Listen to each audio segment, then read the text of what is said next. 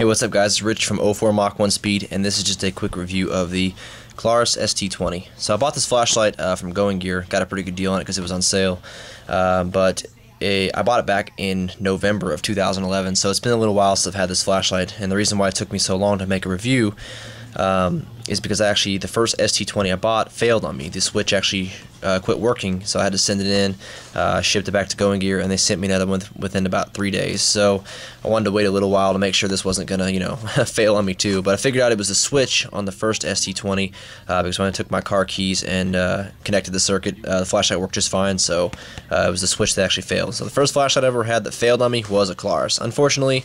But it's gonna happen. You buy a lot of flashlights, you're eventually gonna get one that's gonna fail on you one day. But so this is the Klarus ST20. This is one of the very first flashlights that Klarus came up with. One of the first flashlights under their name that they came up with. But one of the reasons I got it is because I have a whole bunch of Duracell nickel metal hydrides laying around. So I decided to go ahead and get a 2-cell AA flashlight. I don't really like 2-cell AA flashlights, but I got one anyways. Just because 240 lumens is nothing to complain about. So 240 lumens is pretty good output on this thing. But the XBG R5 is what it has. XBG is still a good LED. I've always thought the XBG LEDs were still good. So I'm actually getting ready to buy the get the EagleTac D25 LC2. So can't wait to get that. I'll be getting that the 1st of February. So 240 lumens, 240 lumens for 1.7 hours, 240 on high, 125 medium, 13 low, and then 2 is ultra low. Variable frequency strobe, SOS, and beacon. Current, it says it's current controlled, but it's governed by pulse width modulation, because when you have it on the lowest mode, you can actually see it pulsing, but not that big of a deal.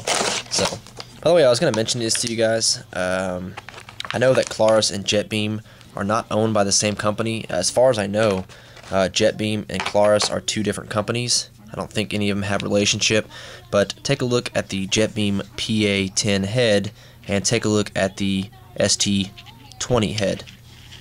They're almost identical. Whoops. They're not exactly identical, but they're pretty close. So, pretty funny. But I guess some flashlights are going to look the same almost, so. But anyways, so that being said, here's the Klarus ST20. By the way, this flashlight has a really, really nice output. The beam pattern is really good on it as well. Light orange peel reflector. The last ST20 I had, which I still had that one, the one that failed on me, because that one had a really perfect centered LED. This one's a little off-centered, but it's not. It doesn't affect the beam much. So, but anyways, Klarus ST20. It also comes with a pocket clip, but I took that off. I don't know where I put that. So. Here's the tail, little lopsided there. There's the tail. It is a forward switch. By the way, the switch on the ST20 is really stiff. It's a tight switch, which is a good thing. But I was really afraid this flashlight was going to fail on me again, but it didn't, so that's good. Stick a couple of Duracell nickel metal hydrides in there. Nice little sapphire or mineral coated lens. I've always liked that. And then the accessories it comes with is the holster, a really nice holster. I'll show you guys what that looks like in the holster. Whoops. Actually a pretty nice holster. Put that on there, and that's what it looks like. So, size reference, there is the PA10, and then here is a cell phone. So, but pretty nice flashlight. But so this is pretty much my only 2-cell AA flashlight I have, and I'm pretty impressed with the performance on it. It's actually a really good light. Like I said before, I was really wary about getting another ST20. I was afraid the light was going to fail on me, but my XT2C works perfect. And so Klarus is definitely a good company. Don't let this deter you away from getting a Klarus. Klarus is a very good flashlight company. I have 2 of them now, and they both work perfect. So anyways, so operation is forward switch. You just momentary, or you lightly touch it for momentary, and then click it for constant on. And then mode changing is the side switch up here. So you got high, whoops, you got high, low, medium, and then high. So low, medium, high, and if you hold the button down, it goes into the variable frequency strobe. Pretty awesome. And if you loosen the head, it goes into the super low mode of 2 lumens. Now, I don't have the exposure set up on this camera or anything, but it looks like this is a lot more than 2 lumens, but it's not. It's definitely really low. definitely really low. I'll just hold it about 5 inches away. So not really that high, not really high. But low mode is supposed to get about 200 hours of runtime. I don't know if that's true or not, but still pretty good.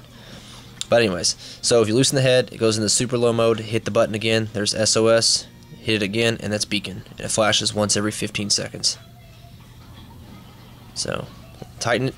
So quite a bit amount of modes on this flashlight. It's actually got more modes than I've ever seen on any light that I have. There's a lot of flashlights out there that have even more modes than this, but there's 7 or 8 modes on this thing: low, medium, high, super low, strobe, SOS, beacon, all kinds of cool things. But still a really, really good light. I'm actually really impressed. It's definitely right about 240 lumens. Definitely 240 lumens. I'll be doing some beam shot videos of this later on to show you guys what it looks like outside. So, not really super bright. I mean, considering the fact it is just 2 AA batteries, but it is definitely a good EDC considering it still is a small light. But accessories, got the nice little lanyard, a spare O-rings, boot cover. Never actually had to replace a boot cover, but I imagine it will happen eventually. So, anyways, so like I said, the ST20 is a great light. It's got the can tail stand. Can't do it on there, of course. So can tail stand. Whoops. Oh damn. So a can tail stand. The anodizing on it is really good. You've actually got, what I like about it is actually you have 3 different spots for the clip to go onto. I'll grab the clip real quick. Okay. Might as well show it to you guys. So what I like about it is there's actually 3 different spots to put the clip. So if you don't want it too high up, you can always put it on the 2nd notch down or the 3rd notch, whichever you prefer. I usually stick it up there. Really sturdy pocket clip. Whoops, there it is. But there it is with the pocket clip. So really nice light, really great output on this thing. It's definitely about 240 lumens. So, but beam pattern's good. The output is good. Regulation's actually pretty good. I've had some Duracell nickel metals in there, and it just pretty much just stays at maintained brightness and it just shuts off. So really good regulation, really good output. And so there it is, Klarus ST20. Great light. Don't know how long they're gonna be making this light, considering the fact that it hasn't or has been out quite some time.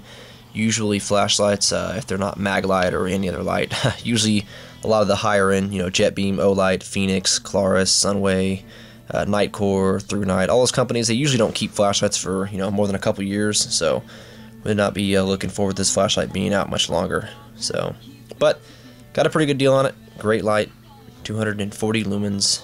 So, alright, so if you guys got any questions at all, just reach me in the comments, and I'll get back to you as fast as I can. Alright, thank you.